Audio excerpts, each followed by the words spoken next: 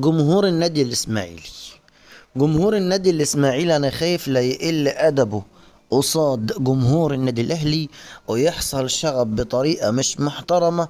ده اللي أنا خايف منه. طبعا كلنا عارفين إن المباراة هتقام على استاد برج العرب في الإسكندرية، وطبعا كل الخوف من جماهير الإسماعيلي اللي دايما مش بتحترم الأهلي ولا بتحترم جمهور الأهلي، واللي دايما بتقول الفاظ مش محترمة ضد النادي الاهلي. اتمنى يكون في ادب، اتمنى يكون في احترام، اتمنى يكون في اخلاق، اتمنى نشوف مباراة محترمة، مباراة على اعلى مستوى. طبعا النادي الاهلي يفرق عن النادي الاسماعيلي بكتير، اداء ولعب وبطولات وتركيز في ارض الملعب وكل حاجة. النادي الاسماعيلي علشان تكونوا عارفين من 2009 ما قدرش لعند النهارده يفوز على الاهلي. يعني بقاله حوالي كام سنة يا جماعة؟ قولوا لي كده، حوالي كام؟